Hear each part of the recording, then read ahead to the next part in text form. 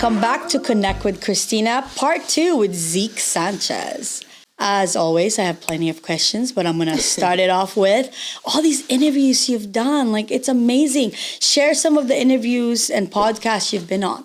So as of recently, I have been on Good Morning America just earlier this month, or I guess last month now, but early January. I had an interview and I was featured in a little video article on Good Morning America. I've been on Daily Mail. They kind of created a little montage about my diving. I've been on, let's see, I forgot what they call it. The National Desk. Okay. I've been on The Guardian. I've had an article written about me on The That's Guardian. amazing. Yeah. We want all these links and we'll add it and share it, like, you know, in our captions so people can see all of the things you've done. I mean, the Daily Mail has over 3 million followers. That's amazing. That's crazy. Yeah, and then I've been on almost all of our local news networks here in Arizona. How have they found you?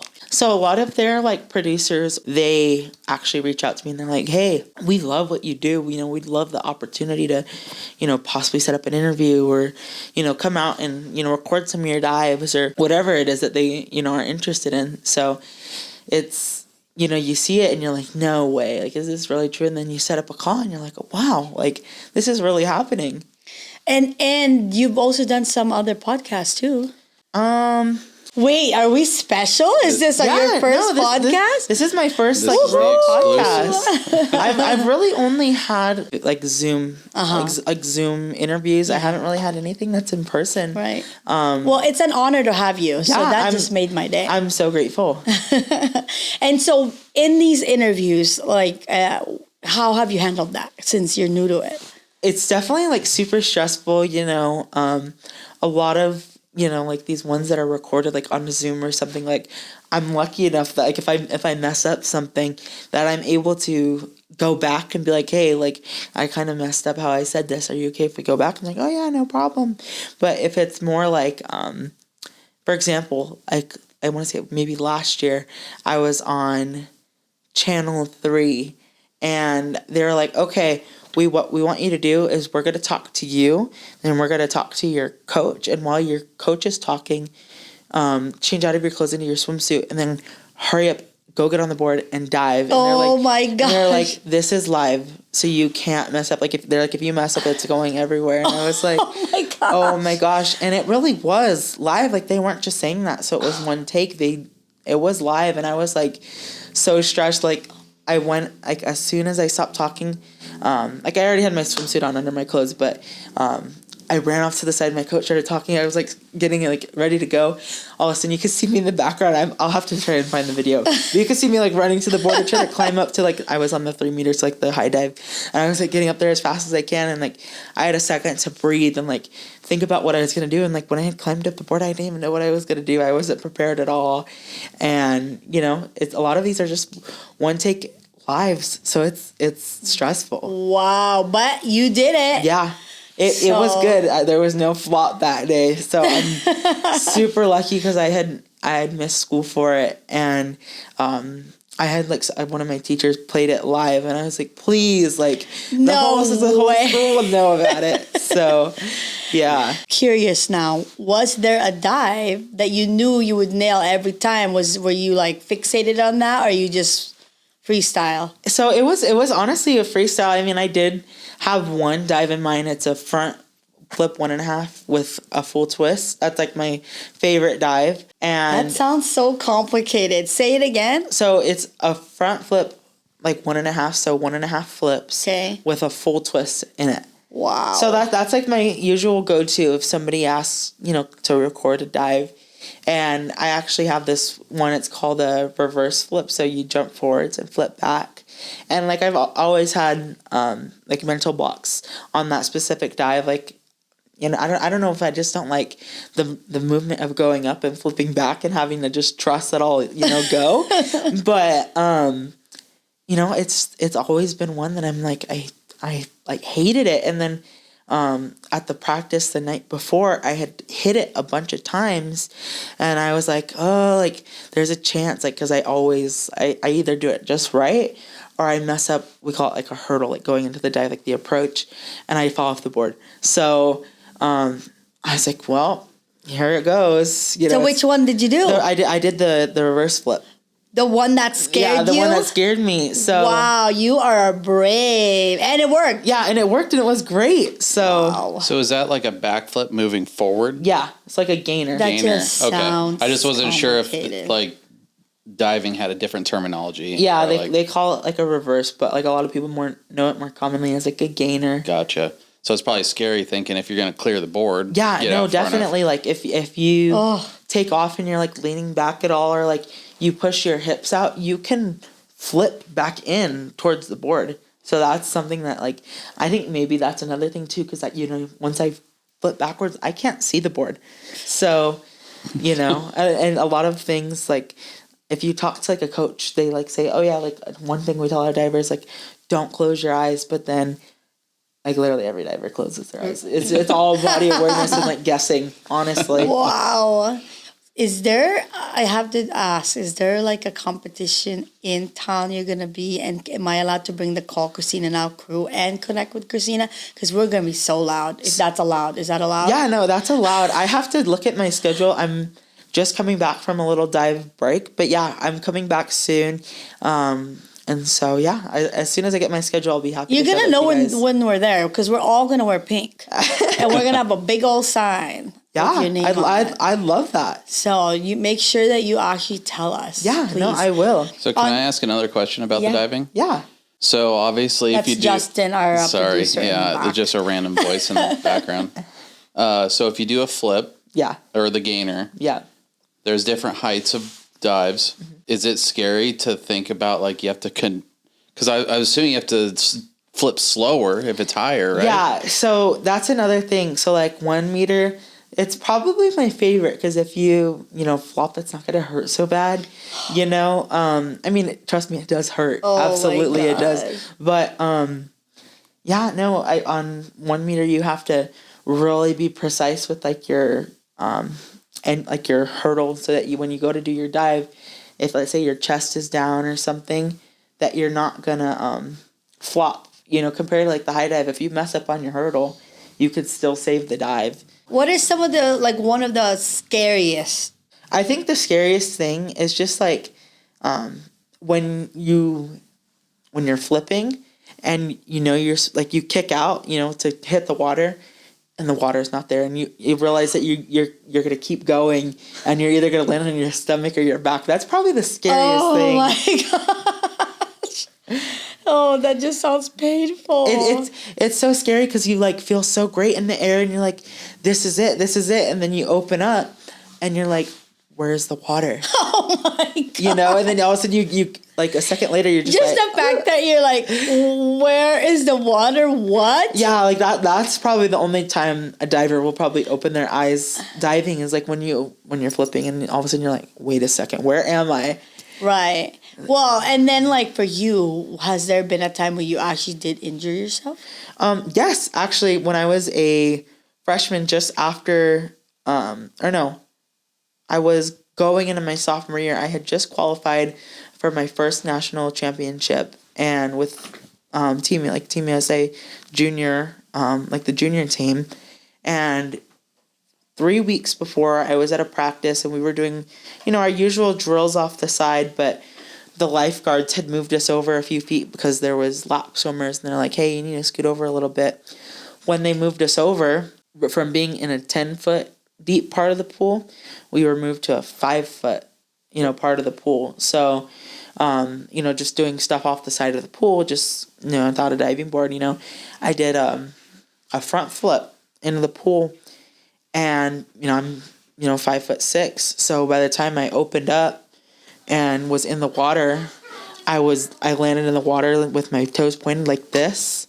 And I shattered like one side of this my left foot, the whole side of it. And then this one, I fractured it. Oh, so I got out of the pool and I couldn't walk. Wow. And it was a scary thing, you know, because to break one foot is one thing, but both of them, right. I was like so terrified, you know, because I'm like, how am I supposed to walk? Right. I'm supposed to go back to school next week. Like, what am I supposed to do? And then, fortunately, my right foot, it healed, like, right away by itself. And then my mom really didn't want me to have surgery. And the doctor was like, hey, like, there's a chance that over these next 3 weeks that you have, that you'll heal just enough to be able to compete. He's like, you won't be able to practice at all, but you can go and wing it. Wow. And you did that? I didn't heal at all. It actually, I was going to say. It got worse. And we ultimately had to do surgery. But, it was heartbreaking to say the least. I had worked so hard and had finally made it and had been sharing my journey on social media. And then I think rather than having to accept it myself, I think it was hard to have to share that with the people who support me, because I was like so excited posting that I qualified, this, that, the other. And all of a sudden it was like, hey, I broke my foot. I'm not going. Like, I felt like I was letting other people down. So. Yeah, but I'm sure they supported you just the same. Oh, yeah, absolutely. And clearly you got better, and then the rest is history. Yes. But that, I have to ask, like, when you know about injuries like that, like, do you just mentally block that from your head? Because obviously you watch the Olympics. There, I in the Philippines, I think there was one where, I was still a kid, and I remember they hit their head on the diving board. Yeah. So do you just mentally block that? No, honestly, it was probably one of the really darkest times because, like I said, it was my first time qualifying to be on that team, and all of a sudden it was just like stripped away from me, and it was like everything I had worked for was gone. And then I had to watch my teammates. I didn't have to go to the competition, obviously, but I had to be at home, on my couch and watch my teammates from afar. And like, obviously, yes, I was super happy for them, but at the same time, I was like so devastated. Yeah. What helped you like overcome that? Because obviously that's a lot. Yeah. So when I broke my foot and when I had surgery, my doctor told me, he's like, hey, like, you might not be able to dive again, because it's your foot. It's, like if you hurt it again, like, you might not ever be able to walk. Because that's your walk up technically. Yeah. Right? Yeah. So that would affect everything. It would affect everything, not just diving, but my whole life. Right. So it was just, I think the thing that helped me the most was just like being embraced by my team and, sharing my recovery, on social media. They're like, we're so excited to have you back, because when I broke my foot, I was so doubtful, and I was like, maybe I don't want to do this anymore. Maybe it's time to, throw in the towel and be done. But with all the support I received, I was just like, there's no real reason to stop me. Yeah. There is, but kindness really does go a long way, for sure. On Good Morning America, were you nervous? I was, and actually it was supposed to just be like a written article, and it actually ended up being a video article. So and you had no idea. They said that there was a chance that after they had wrote the article that they'd want to come back and then pull me in for the actual, be in person. I think it's in New York. That's so surreal. And so I was just on the Zoom call, and I had my camera, just kind of like here, and it's just like such an awkward angle. And I don't know, I was really not expecting it. When I saw it, I just couldn't believe it, and I'm so grateful. And even interviewing you now, you're just so raw and authentic, and I think that's probably what people love the most about you. But share with us this, because you're so successful on TikTok. What views are you getting now at this junction? So it honestly depends. I have videos with a few thousand views, 100,000 views, million views, and then there's tens of millions of views. I think my most viewed video on my account is probably 60 million views. That's a lot. It's insane. And then just to help, other people understand TikTok and how to monetize some of this stuff, when do you monetize a video and how does that all work? So on TikTok, you have to have at least 10,000 followers. So it's kind of rough to get there in the start. But once you're there, you really grow. for every 1,000 views, TikTok used to only pay like 3 cents. Okay. So like 10,000 views was 30 cents. 100,000 views was $3. Million views is $30. Wow. So like it's crazy because YouTube for for 1,000 views you get like $10 or something like that. But for TikTok it was totally different. And then as of last year they changed how they do it. So now 1,000 views is between $1 and $10. Or like for example, I had a video get 1 million views in under 24 hours, and that 1 million views generated $3,500. So they changed it and it's better. Yeah, they changed it and it's better. And you have to get that within 24-hour period to qualify? So it honestly just depends on how your algorithm is. So if you have a very successful video, say you get 1 million views in a day, the number is going to be higher. But let's say you get 1 million views over a week, the number is going to be significantly less. It's still going to be a lot, like probably 500 or so, but it's not going to be like, oh my gosh, I just made almost $4,000 in one day, you know? Do they pay that to you instantly? No. So it's paid. Yeah, how does that work? So they accumulate the views and the money over 1 month, and you see updates every day on how it grows.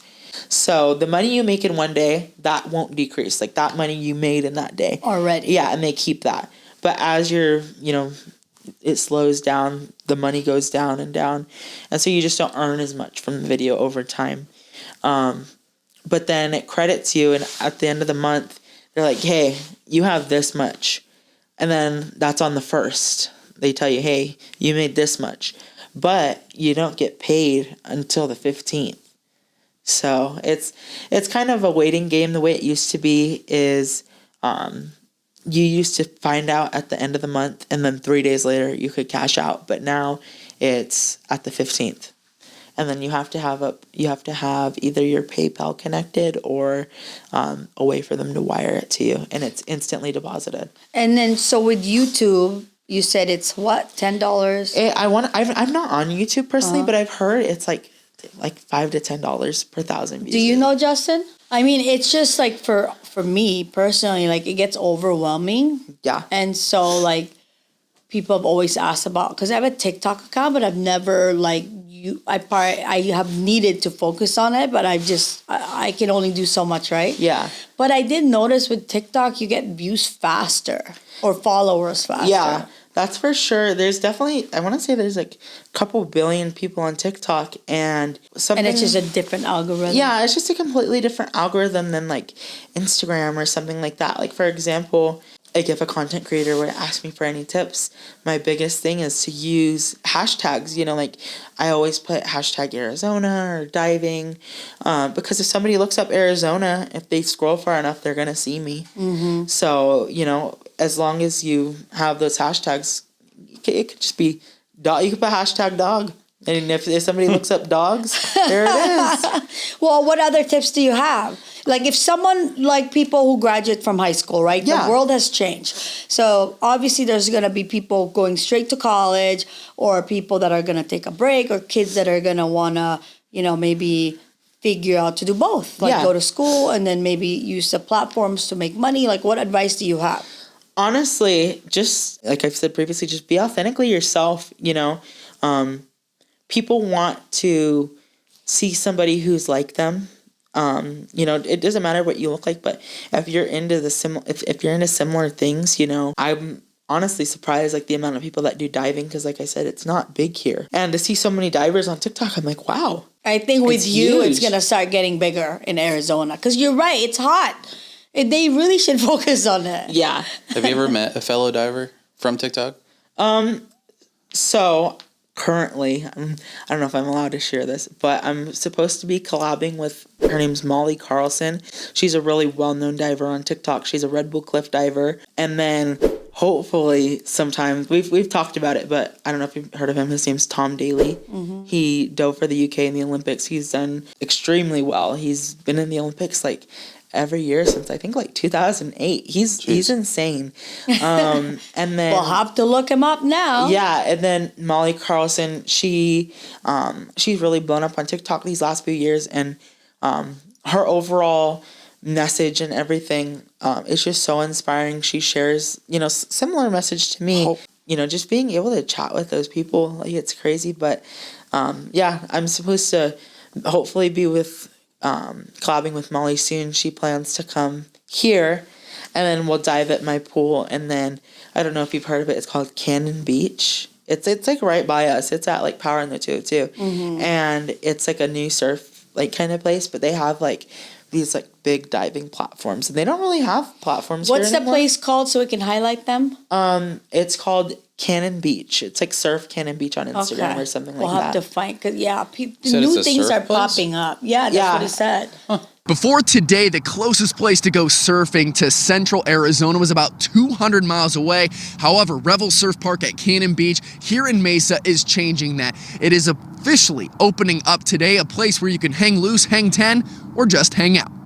I've thought often that Arizona would be the perfect state if we just had waves. So we're trying to fix that, and here we are. Surf's up, Arizona. If you're looking to hang 10 or catch some barrels, you can now do so in East Mesa.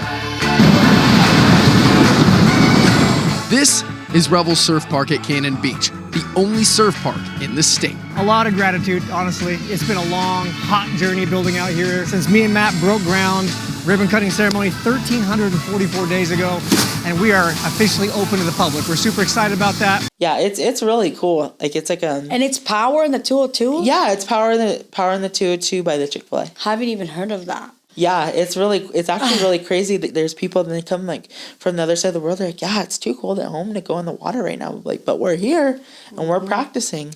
I'm like Christina. I can't swim. Are you serious? I'm serious. Oh, yeah, no. I do from love Montana. the ocean. I do love the ocean. I love the sound, the smell, but you cannot catch me going there. I used to. Now, I lost so many glasses in there, but I won't go too far in because I can't swim, Yeah. I can, but it's also where I like to read books. Yeah. It's unfortunate because I've heard it's like swimming's like one of the best ways for working out. Yeah. Oh, I know I'm a diver, but like, so we don't really swim as much, but all the swimmers are insanely, trim for sure. And they're also like, their arms are all so long, especially the ones that do it like club, because they're constantly like stretching crazy. and stuff like that. And like their core probably, right? Like your core. I Yeah, think so they can stay on top of the Michael water. Phelps lives out here, right? Yeah, he's here in Scottsdale, just down the road. I bet you're going to meet him. I've met him once when I was little, but I haven't met him more Again? recently. Yeah. I'm sure if he saw like your diving, he'd be so proud, because we're all so proud of you. With all of these amazing things ahead, right? With your TikTok and all the interviews, like, I want to know what's next, what the future holds. I guess we'll have to figure that out in part 3. Subscribe to Connect with Christina to stay tuned.